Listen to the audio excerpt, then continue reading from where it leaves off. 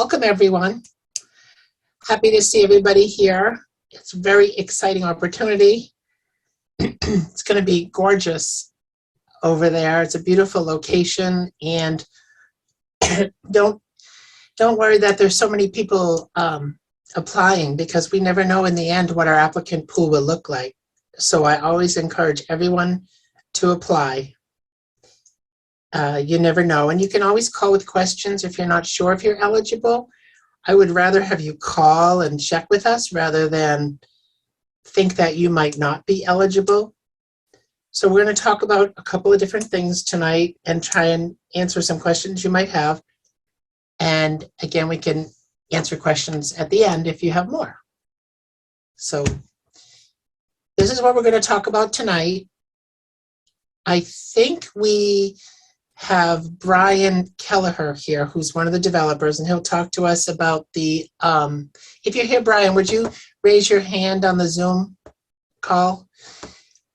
Then we're going to talk about the application process, how to apply, what you need to do to get ready. There's always questions on income eligibility, whether or not you're eligible or not. If you make too much, what kind of income do we use? How do we look at it? And then the application process, how to fill out the application, and all the different types of preferences that are a part of the process.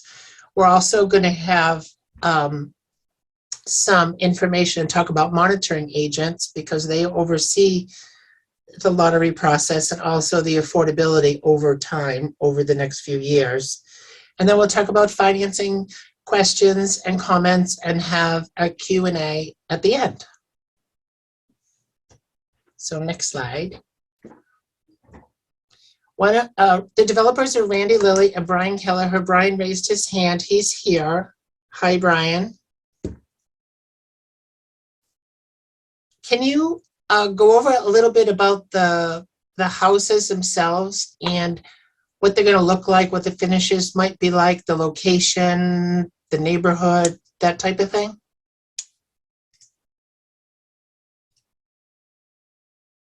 Maybe he went away for a minute. Anyway, we can. Can you guys hear me okay? Oh, there you are. Hi, Brian. Hi, okay. I was on my phone and also on, but maybe let me do it this way. It's working great. Okay. Well, good evening, everybody. And thanks, Gail, for putting this together. I think it is an exciting project. It is just off the Worcester Court, a short distance from the Hyde Beach and a short distance to downtown Falmouth. The houses will be 3-bedroom, 2.5 baths on 2 stories, plus about a 900 square foot of basement space. The lots run, 4 to 5,000 square feet. They're not large lots. The houses, there are a couple of different types of houses here, but most of the houses come with a single car direct access garage.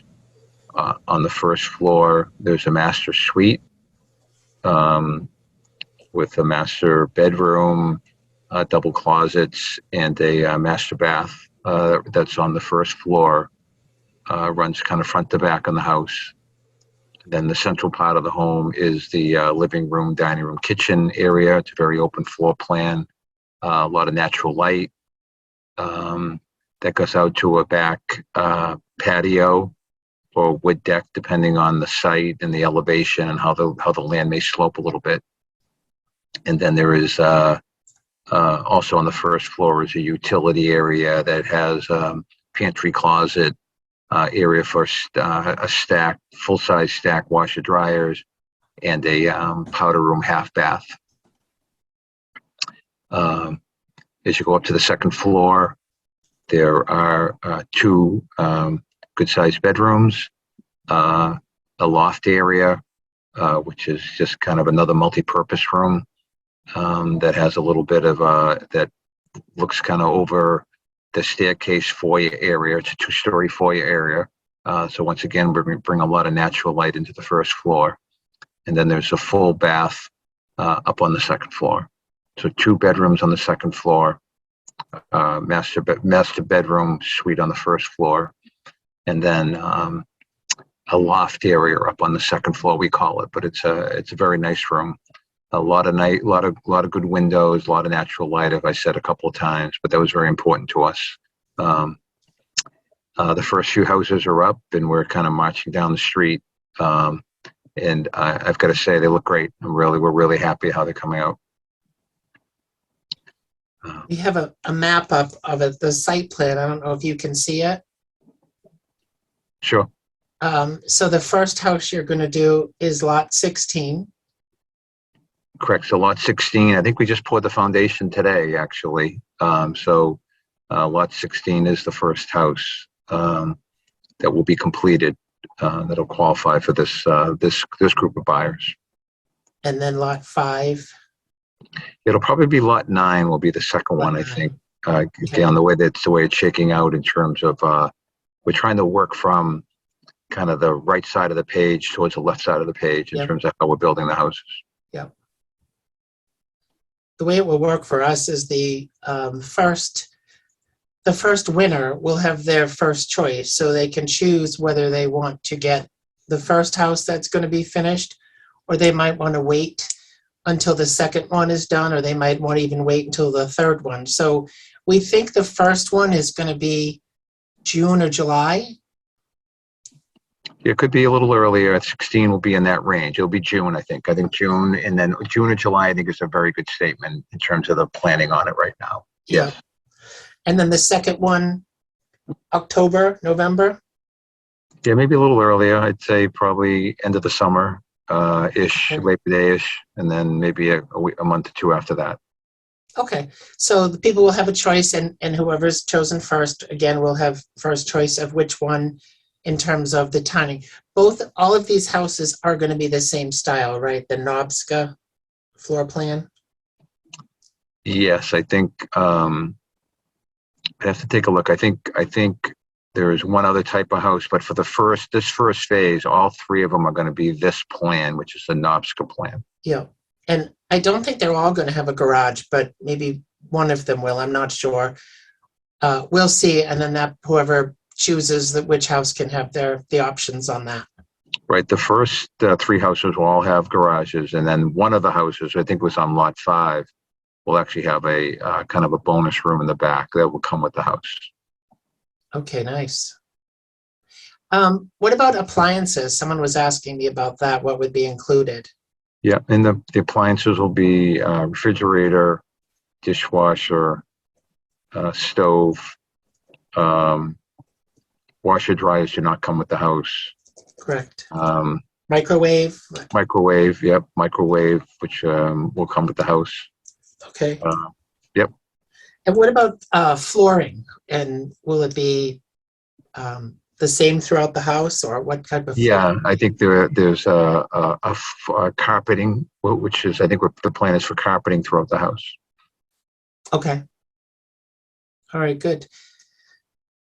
That's great. Anything else you want to say about it? No, we're just excited to about the project. I think there's been a lot of interest in it, which is great, and we're excited to move through. And I see some questions that are coming up here. Yeah. Is it electric or natural gas? It's gas heat. I think the furnace is electric. I think it's kind of a very efficient electric model. So some of the questions aren't black and white, so to speak, in terms of the answer. There's another question up here. Is there an HOA fee? And maybe that's something you want to handle, Gail. But there is a small HOA fee. I think we're projecting like $60 a month or something like that. And, it's not like a condo. It's just a sort of for the common areas. Correct. Common area lighting and so forth. Yeah, it's a common area for. There's a couple of common areas in the project that the HOA fee is for. Yeah, that's pretty low. That's $65 a month. Yep. Okay. Yeah, I mean these projects take forever to get permitted, right, Brian? They're really, really difficult. There's going to be 28 units total in the project, Right. And the developer gets to build more units because they get a little bit of zoning relief if they build 25% of the houses as affordable. And that's how we have these affordable units become available here in this project. We have a couple other projects happening in Falmouth too. Things have been on the books for a couple of years trying to get them to this point. So it's really exciting to see it coming true now. Yeah, there is a question about fences. There will be privacy fences in the back on the sides of the houses. And there is there was a question about basements. All the homes have basements in them, and the basements are run around 900 square feet plus or minus. Yeah, so this is, a regular freestanding house, not like a condo. Right. It's your home. You can, as an affordable, you can do anything you want inside the property. You're buying it at a discounted rate now. Down the road, you'll sell it for a discounted rate as well, so you don't make a lot of profit. The theory behind the affordable housing is just really to have a safe and stable place to live for a long time. Usually people stay in them a very long time. Occasionally we have resales come up when someone's moving or there's a change in the family, and those are on our website too as part of our ready to buy program. We'll talk about that again later. So when you want to sell, you're going to sell it to another income asset eligible person down the road, and they'll stay deed restricted in perpetuity, so that the town will always have these available units for people that are living and working here on the Cape, which we are so lucky to be getting some. Even if it's only a few, we need many, but there's a little bit of progress, and it's great to see. Yeah. Thank you, Brian. There was a question about the basements walkout, and they're not walkout in the backyards. There's a bulkhead with stairway access to the back, and then there's certainly access through the house into the basement, and then but hey, we're happy to be part of the process here, and I think it's going to be a great project. And as we go forward, we'll have more questions, so we'll reach out to you then. Thank you for being here and giving us a little bit of info. Okay, great. We're happy to do it. If you have any questions, Gail, you know where to find us, so thanks. Thank you. Okay. Heather, can we let Eleanor Weller from First Citizens speak for a minute, because she's got to go to a meeting. Sure. Okay, Eleanor? Yeah, hi. How are you guys all doing tonight? Great. All right. So I work for First Citizens Federal Credit Union. I have for about 12 years, and I've probably been in the industry about 20 years. And we have a great program for affordable units. It's called Mass Housing Partnership 1, ONE. And that's the first program that I try to put you in. And as long as you qualify, I'm sure there'll be lots of questions, but when we discuss one-to-one, we can go over your options.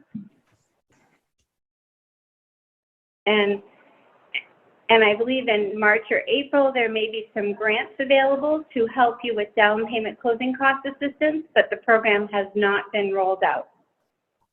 MHP is a great loan program. We use it a lot on the deed restricted affordables. The benefit of it is that the interest rate is a little bit lower than a regular interest rate, and also it does not have private mortgage insurance. So you'll be hearing more about all kinds of letters like PMI and LTD, LTV and front end ratio and back end ratio, all kinds of things to learn about in that financing process. Anything else, Eleanor? So, I think I lost you. I don't know what happened. So the best thing about MHP1 is that it's a low affordable rate. There's no private mortgage insurance, and we service retain the mortgages. So not all lenders offer this because it is a discounted rate. They will require you to put down 1.5% of your own money based upon $270,000, and you can get a gift or a grant depending on what's going on. And it's a great affordable way to get into a house, and these sound like beautiful houses. It's exciting. Anything else? It's going to be good. It is. The minimum FICO score is 640. cannot have anything past due on your credit report. So Minimum you credit have- score 640. That's good to know. Okay. It's very reasonable compared to other loan programs that require 660 or 680. Eleanor's information is on the lender sheet that's attached to the application. So you can reach out to her when, soon, very soon. Thank you, Eleanor. Thank you. Who For the else do person we? that signed, thank you. Who else is here that, who are my other mortgage people that are here? Maybe we can hear from them as well. This is Sharon, the interpreter. Could Hi, we Sharon. also spotlight the other speakers? It would be really helpful to see who's talking. Yeah, I apologize. We're having difficulty putting extra people up there, but I'm going to try for the next one. No problem. I think I saw Jeff Cobal. I'm not sure who else. Hey, Jeff's here. Oh, hey, Hi there. can you tell us a little bit about financing and some things people should be looking for and doing, and what are the things they should be doing now to get ready? Absolutely. One of the things you may want to be doing is making sure you've got some of your other debts paid down, because of the price range and taxes and insurance and the association fee and the income limits. It's going to be really imperative that you have very little to no other debt on the books if we're putting a minimum down payment down. So Eleanor, I got to hand it to Eleanor. She's got that MHP1 loan. We don't have that here at Fairway Mortgage. We do have a handful of other loans available. We have something through Mass Housing. It does require a higher credit score. They do have a Workforce 2.0 program that does not have the PMI. I think that's one of the better loans that they supply. We're also working with our deed restriction department to be able to offer the Fannie Mae Home Ready loans and the Freddie Mac Home Possible loans. Those do allow credit scores to go down as low as 620 if the system likes your profile. Mass Housing does have a down payment assistance program available as well, where there's no payment required on that until you actually sell a home, and then you pay that down payment back. So we're right in Hyannis, and we got a whole team that's ready to help you get pre-approved. The other thing that we can help you do, if you need some credit updated based on new balances paid down on credit cards, we can do that through our rapid rescore program and get that fixed in 3 to 5 business days. So That's a good thing. yeah. I think everybody needs a little bit of that. That's excellent. So Jeff's with Fairway Mortgage, and his name is also on the lender list. So all of the people that we have on the lender list in the information packet are familiar with deed restricted properties, and we've done business with them in the past, and they've done lots of loans with us with first-time buyers. Thank you, Jeff. So, okay, Heather, next slide. Okay. So you must obtain a pre-approval for a deed restricted property prior to filling out the application. I would probably say that about 10 times in this Zoom call. It's really important. It's the absolute first step. And the good news is, once you have that pre-approval ready, the rest of the application is going to be really easy because you're already going to have everything done. The type of pre-approval that we're looking for is not the kind of pre-approval where you call on the phone and say, yes, I make $50,000 and I have a car payment, and they say, oh great, here you go, here's your pre-approval. We really want more than that, and it takes a little bit of time. We want the lenders to review your tax return, your credit score, your pay stubs, and really make sure that that pre-approval is solid, not just a quick 5-minute pre-approval. All of the documents that we need are also in the information package. They are really important. Again, it's the same stuff that the bank might want to see. And when you're filling that out, if it doesn't apply to you, just put NA so that we know that it's not incomplete or that you forgot. We just know it doesn't apply to you. The other thing that's really important is we ask that you get your application in early with all of the required documentation.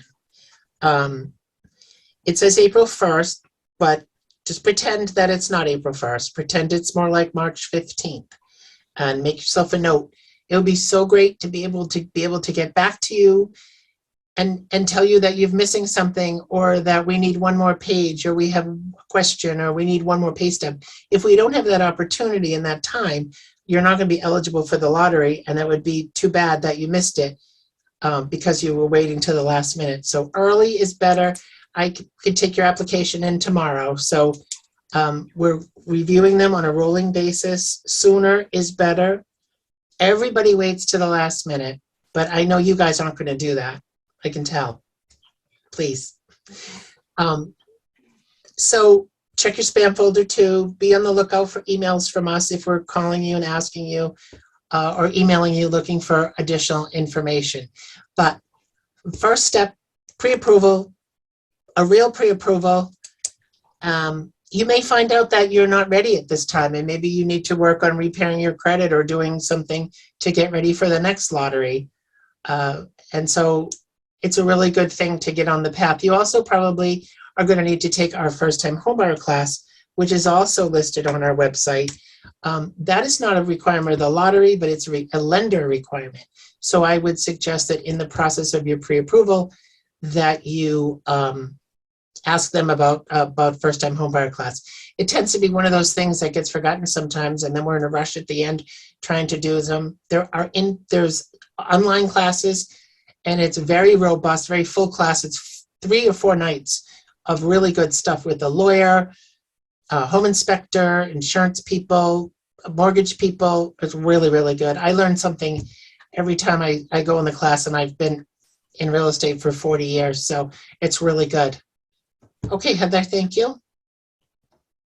So these are the income limits, and these are the maximum income limits. These come out every year from HUD. So it's based on gross income, and we consider all income from all sources, which would be child support, alimony. We look at the bank statements as well. So you want to let us know all income from all sources. If you had a little side job, we're going to look at the bank statements and say, hey, you're getting $250 a week here, but you work at this other job and we didn't see it. What is this? And you might say, oh, I forgot to tell you, I have a dog walking business. Okay, well, that counts as income. And the income that we're looking for is everyone living in the household who is over 18. So we don't count full-time students that are over 18.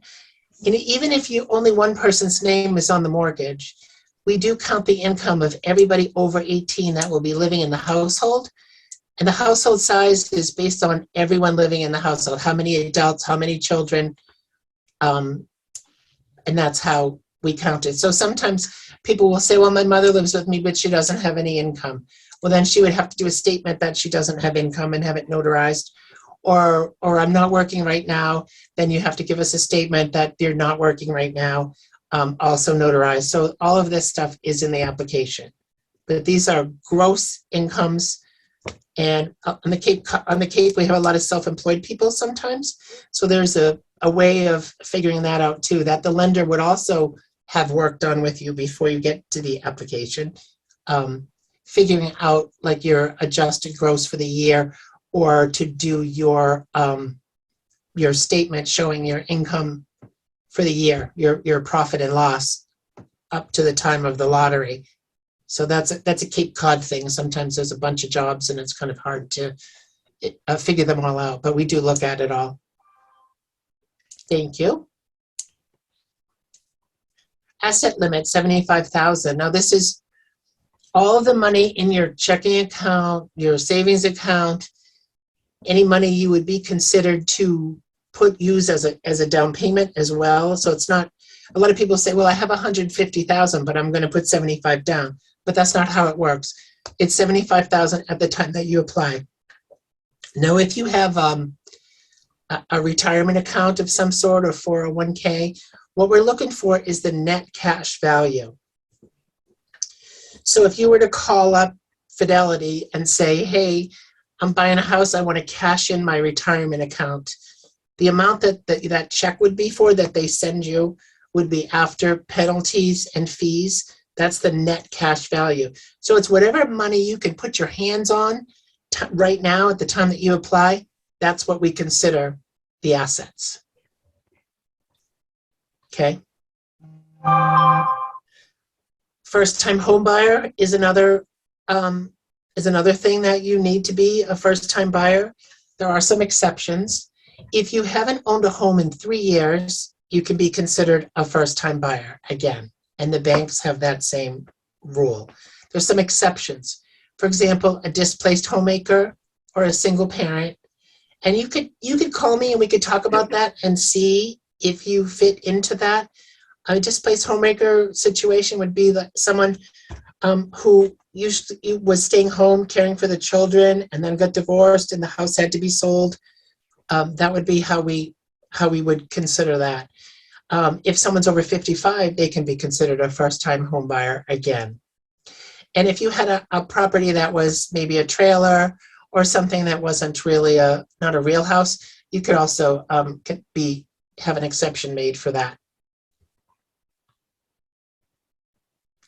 So, first thing, everybody knows, right?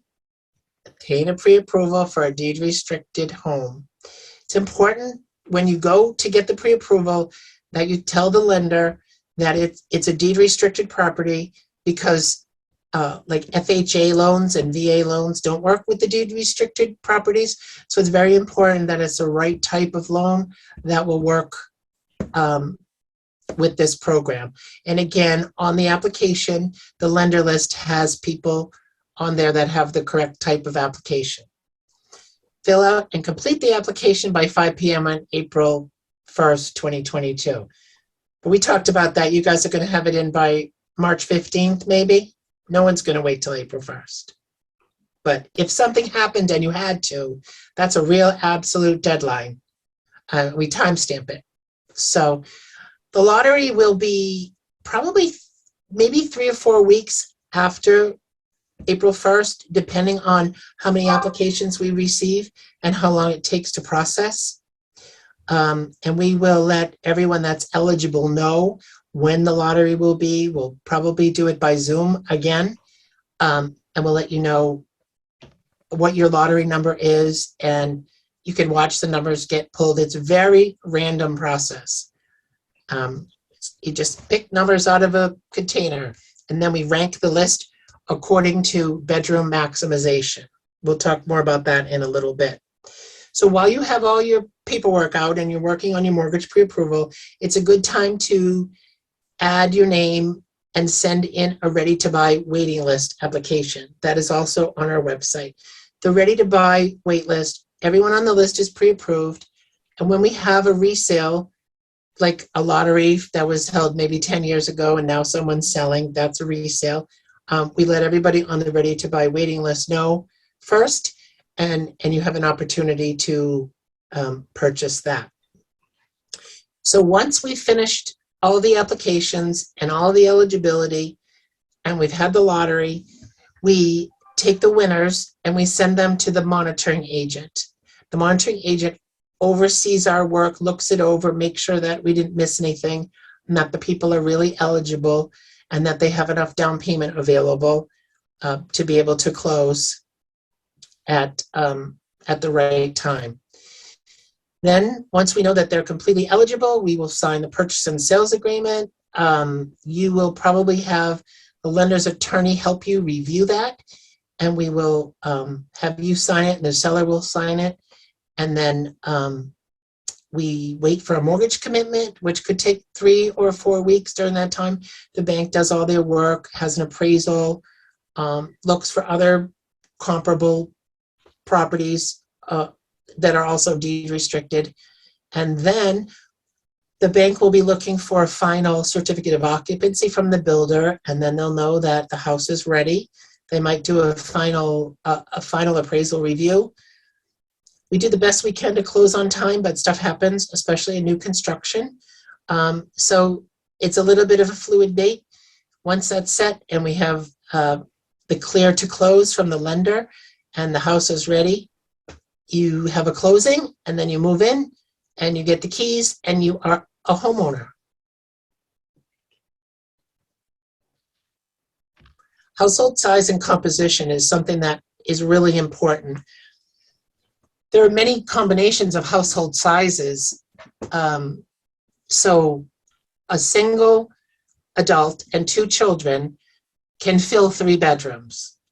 Also, a couple and 4 children will fill 3 bedrooms. So it's important to figure out the household composition. Children don't have to share a room, but they can. And couples that are in I think it's called a stable relationship. It doesn't matter if you're married or anything else.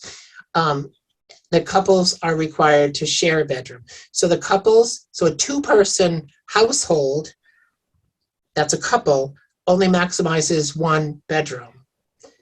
But a couple and 1 child maximizes 2 bedrooms. So it's written a little more clearly in the application and information package, but the household composition is important. And they really like to see all of the bedrooms full. So when we do the lottery, we re-rank the list after it's pulled to make sure that people that maximize 3 bedrooms have a preference over the people that would maximize 2 bedrooms. And then we look at people that would maximize 1 bedroom. We don't know what the lottery pool will look like. The lottery pool could be all single people that only maximize 1 bedroom, and they could all win if that was what the applicant pool looked like. So we just don't know, but there is a preference to have all of the bedrooms filled.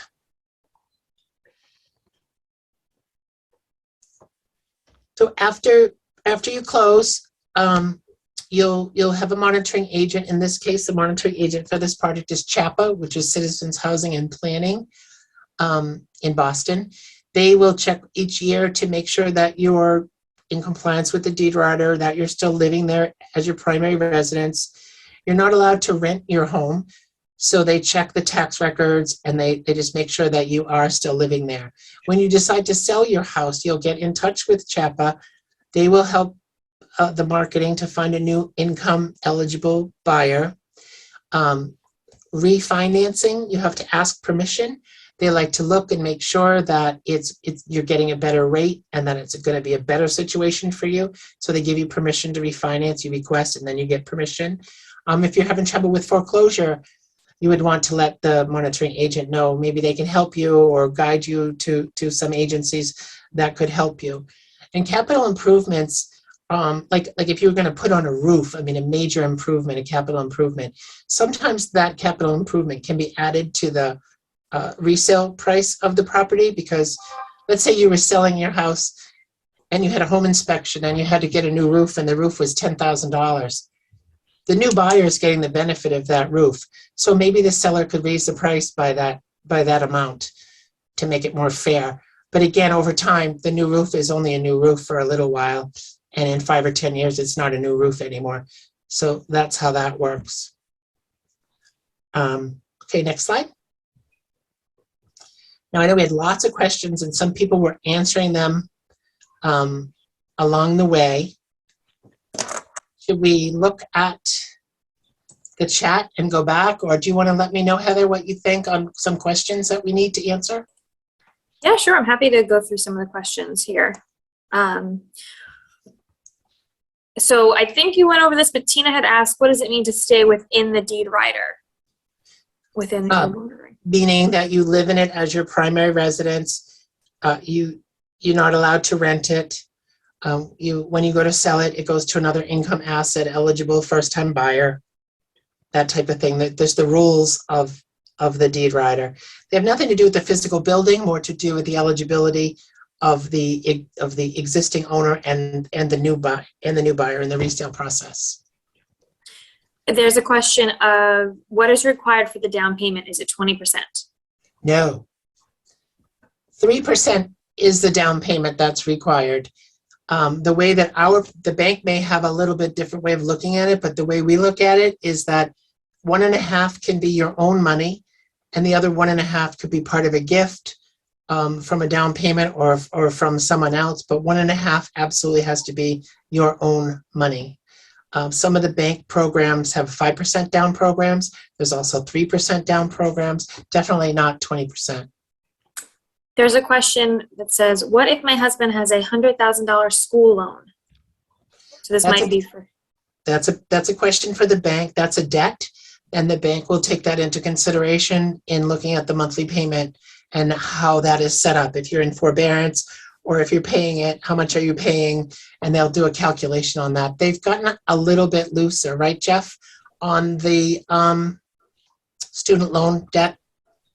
Yeah, so if you get into a Fannie Mae program, which Mass Housing will allow, and you're on an income-based repayment plan, if the repayment plan is $0, then we don't even have to count the payment.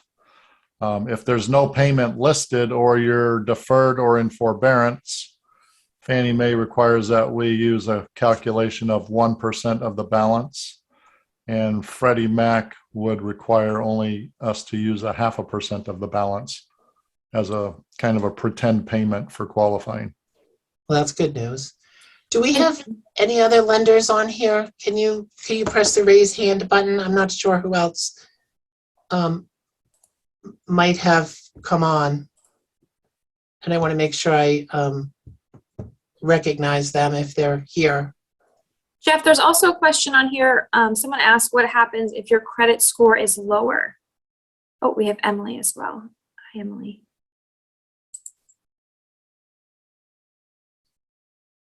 Hey, Emily, you want to take that? Sorry, what was the question? I was trying to find the raise hand button. Sorry about that. So the question was, what happens if your credit score is lower? Like, where do you kind of rank, and what do you suggest for people? So we can work with the client to do credit repair. That's something that we do at Fairway. So we could guide them on how to help improve that and do a rapid rescore for them. Okay, there's another question. This is for Gail. Do current Falmouth residents have preference? Yes, they do. The way this works is there's 2 pools for the lottery. We have a local pool, which will consist of people that live in, work in, or have children in school in Falmouth. We will work from that list first and get up to the percentage that the town required in the permitting for local preference. So in this case, I think that's 2 of the properties will go to people that are on the local preference list.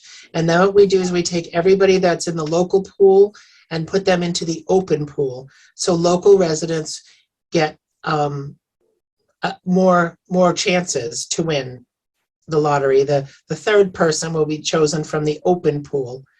And that's basically how it goes. It's just having more chances. And again, we rank them based on the bedroom maximization within each pool. So you don't have to live in Falmouth. They get more chances.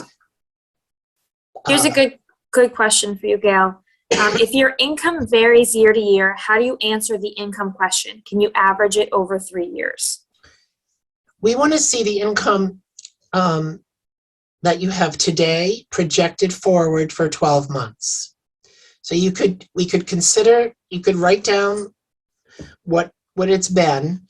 If you're self-employed or if there's COVID questions or whatever, you can write notes because we really read them and try and figure out how to do it. We want to try and figure out what your real annual salary is. Sometimes we add in unemployment, how many weeks of unemployment, how many weeks you were out with COVID pay. I mean, it's going to be a little bit tricky, and I think the lenders are probably figuring out how to do that too as a new way of looking at it. But I would estimate based on an average maybe of the past few years, write a note, and then tell us what your income, you expect your income to be going forward. Great. The next question that I think would be helpful for people is, you mentioned that the homes cannot be rented under the deed rider. If the bedroom use is not maximized, are roommates allowed? Roommates are allowed, but you're really not supposed to make any money. So do you have a friend staying with you, or are you renting a room? And there's been some question on that with Airbnb too. But they've just, if you're living in it as your primary residence, you could have a roommate, you could also have a fiance, you could also have a child. Household composition changes, but you'll see in the application, we ask you if there are any household changes expected in the next 12 months, and you should probably tell us that. Oftentimes people, this funny, and I always say that there are affordable housing police living in every neighborhood. And people are like, what do you mean there's affordable housing police? The neighbors. So if you say that you are not in a relationship and it's just you, and then Donald Trump moves in the same day, people are gonna say, hey, that's not, she didn't just meet this other person. This household wasn't honest in their application. So there's always someone that would want to report that. And we look at pay stubs and rent and leases, and try and figure out. So you really need to disclose who's living in your household. And if you're planning on having a roommate, we would look at the roommate's income as well. But if that was something that happened after you closed, after a year or so, and it just happened to be that situation, you could have a roommate. Okay, the next one should be a pretty quick question to answer. How long is a pre-qualifying letter good for? About 60 days, I think. Is that right? So they can get extended easily. The marketing period is 60 days. We want you to have a pre-approval that's valid and not old at this point. Okay. So there's also the question of, one of the documents listed is to prove your local preference for lottery. What exactly is that? So if you could just I think you went over it before, but if you could just reiterate what falls under local preference. Your license, copy of your license, a copy of a utility bill, a copy of a lease, copy of your car registration, anything that just says that shows that you live in, work in, or have children in the school. Maybe it's a report card. There's lots of stuff you can use. Your address, I mean, we just pretty see it. Your pay stub is going to show your work. We can look at a pay stub sometimes, and the company's based in California, but the actual office is in Falmouth. That's fine. You just explain that, and we'll know. Lots of questions. Lots of questions. Sorry, I'm just going through to see. Chris Kazarian from Hack is also on, and he's been wonderful at jumping on and answering some of these questions for us. Yes. Thank you, Chris. And thank you, Heather, my producer and director extraordinaire. Fumbling through this as I'm reading and responding at the same time. I'm going to click over to the next slide, because that's going to have the contact information. So in case we didn't get to your question today, or a question comes up later, anything like that, you can see right in this darker blue is our website. The same page that you went on to sign up for this for this info session is where you'll find the applications that Gail talked about. We have the online application, which is really great because you can fill in your information online. You can upload the documents that are needed. And you can also save it and come back. So don't worry that if you start it, you have to submit it that same day. It just will give you kind of an understanding of what you need. There's also a button on there to download the application. If you want to print it out and fill it in that way, you can email it to us. You can drop it off to us. If you aren't able to get the application online, you can either stop by our office. The address is down below there, 460 West Main Street in Hyannis. It's also available, Gail, remind me, there's the libraries in Falmouth? Yep, libraries in Falmouth. Yep. Falmouth Town Hall. Falmouth Town Hall, yes. So those are where you guys can get physical copies. And then we have Gail's contact info on the right. The email, you can send in any questions. There's also her extension, 284. We want to try and help you to be eligible. I'd rather have you call and ask a question. If you're borderline about whether or not you're eligible, because maybe you are. So don't count yourself out until you check and make sure, because we really want to try and make as many people eligible as possible and help you as much as we can to make it a smooth and easy process and have happy winners and lots of new homeowners. Okay, perfect. And then we also have Jackie on here who is writing down any of these questions that are on here that we haven't gotten to. And that way we can kind of do an ask questions page as well on the website that will have some of these that we can answer as best as we can following that. There's a question of what if you're just over the income limit? If you're just over, I would like to look at that and see which 12 months we're looking at. January to January might be different than February to February, and it depends on the type of pay.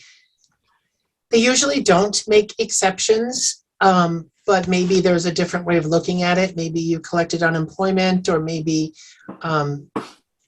you had a bonus that you only got once and you're never going to have it again, or maybe you get overtime that you're not having anymore. You had to have it because it was COVID, and there's a lot of things we can look at. It's a little tricky. We want to try and make you eligible, but if you are definitely over, then unfortunately you're over. There's also the question, is there a deed writer with the actual address? The deed provided was for Dighton Woods off Cape. The thing that was there that had Dighton Woods, and it was actually a disclosure. That was a disclosure that everyone will need to sign, and I think I uploaded the new one. The new one is online now. I think that was in the first version. That's a disclosure where and it's a very good document to read too if you want to understand more about what does it mean to be in a deed restricted property. It's the Homebuyer disclosure statement, so it talks about all of the rules and regulations that go with the deed writer. The actual deed writer gets prepared at closing, just before closing, and gets recorded with the deed. But the document that you're referring to says that it has to be your principal residence. You have to work with the monitoring agent for any refinances. If you want to make improvements, there's questions. You have to live in it as your primary residence, the same things that I talked about. And then you sign that acknowledging that you understood that it is a deed restricted affordable property. Sometimes people bought their house 20 years ago and they say, well, now the market's going crazy. My house must be worth about $1 million. And I said, remember, you have a deed restriction. They go, oh yeah, I forgot. So the value is not market value.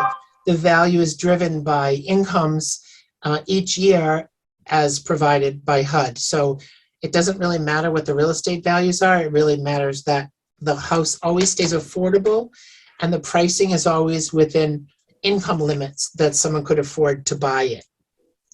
Okay, so there's another question that came in. Miranda had her hand raised before and I wasn't able to snag it in time. She asked, and this is a good question for anyone who has FSS or has been working through that. This is, where on the application would the FSS escrow money need to be listed? I would put it in the application as an asset.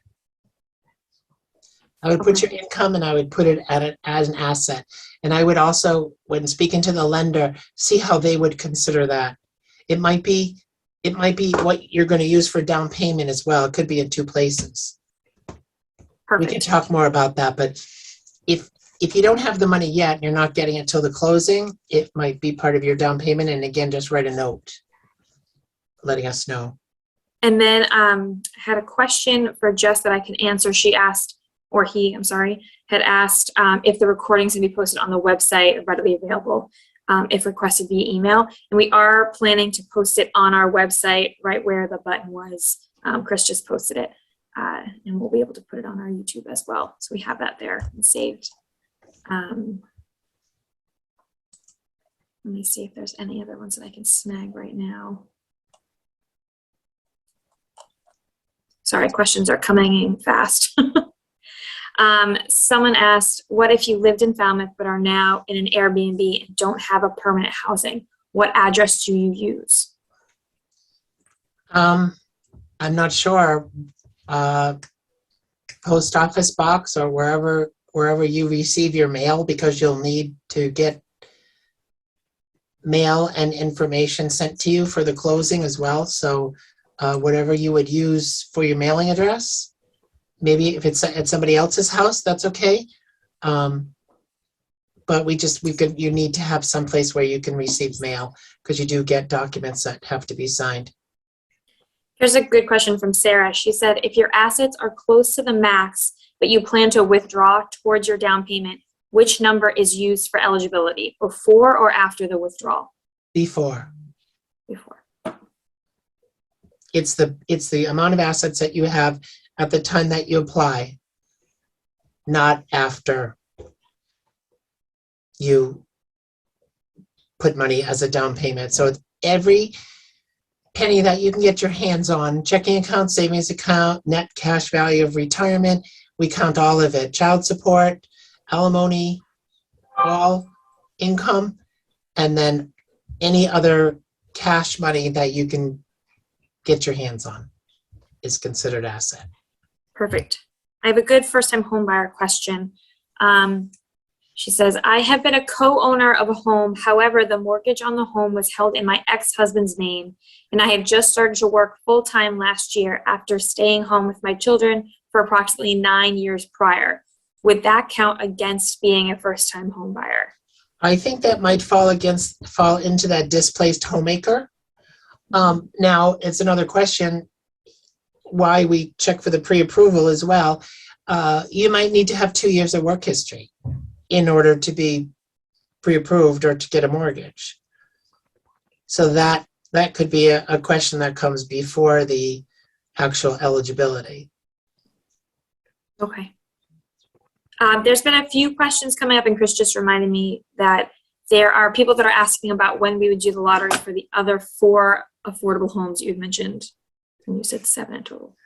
I don't know how it's going to go in terms of the construction schedule. We may do another lottery.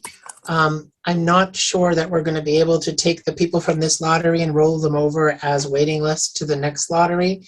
I will ask if that's a possibility, but I think probably we're going to have to do a new lottery, and we're going to have new income limits as of April, so the price could change as well. So for now, we know the price, the income limits will change. The developers could raise the price if they wanted to and have a different lottery. And that, I really don't know. I would say within the next probably 18 months, but I'm not sure. It depends how the developers are selling the market rate units. And those market rate units are 900 to $1.2 million. And they've sold 9 of them so far. So for every 3 market, they do 1 affordable.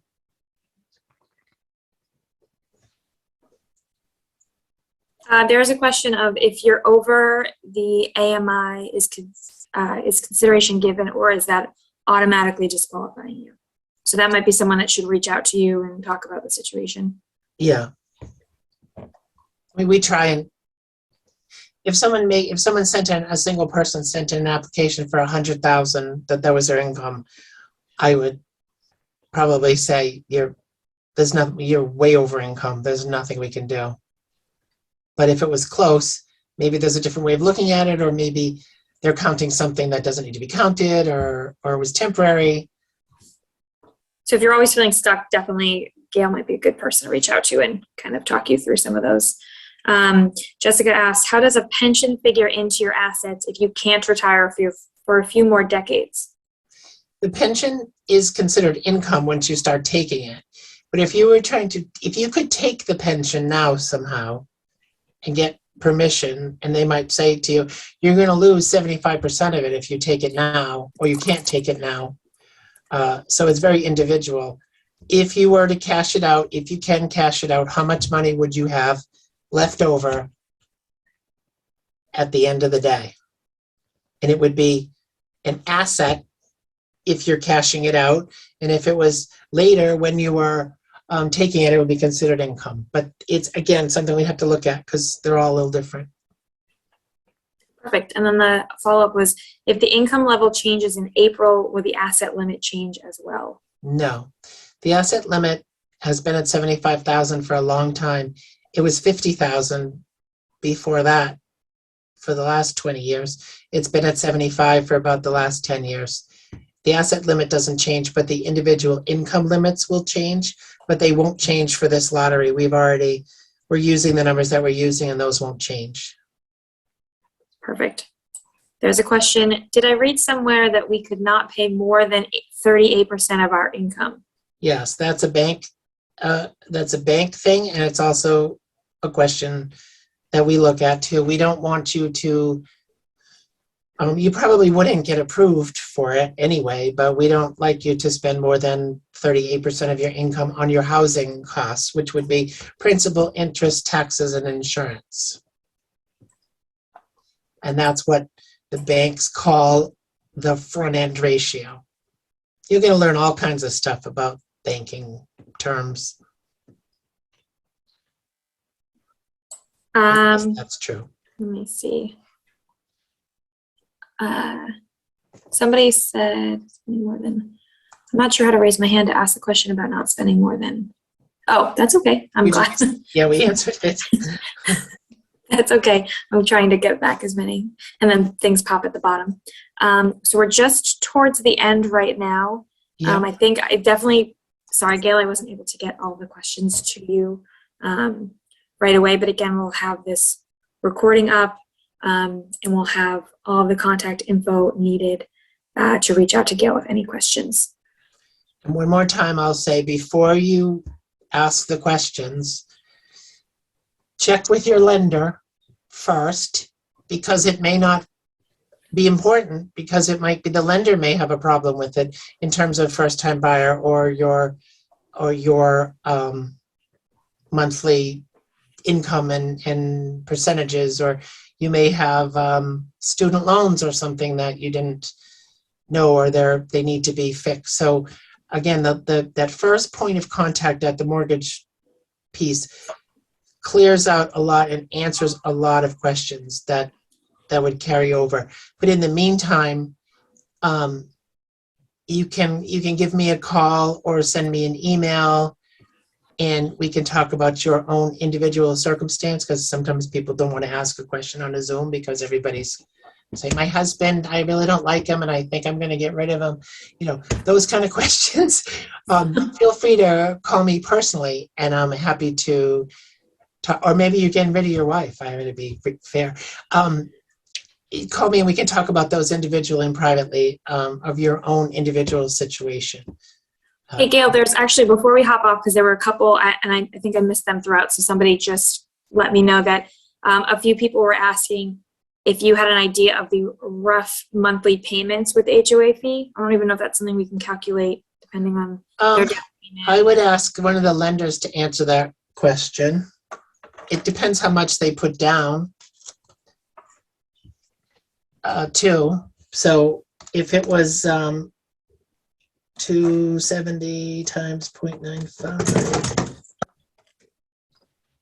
So they're financing about 255. How much would that cost my mortgage people at today's rate? They're putting down 3%.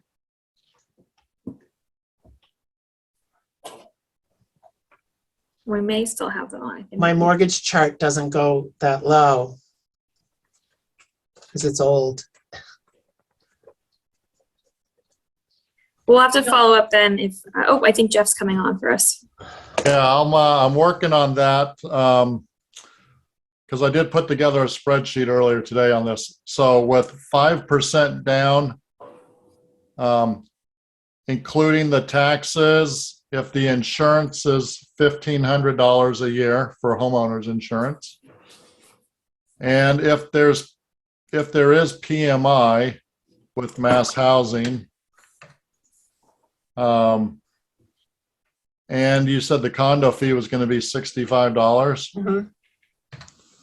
then that total comes in around $1,684. Well, that's an exact number.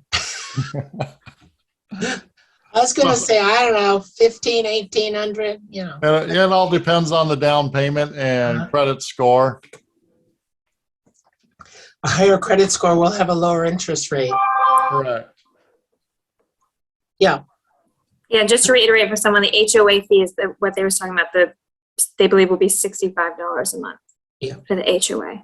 And it's still much less expensive than the rent, but it's a lot of work getting through the mortgage process and going through the lottery process, but it's really worth it in the end. And we're here to help you, and we want to try and do everything we can to help you get through. And the mortgage people all want to do that too. So we've got lots of people on the team ready to help to try and make it happen to get you guys into home ownership.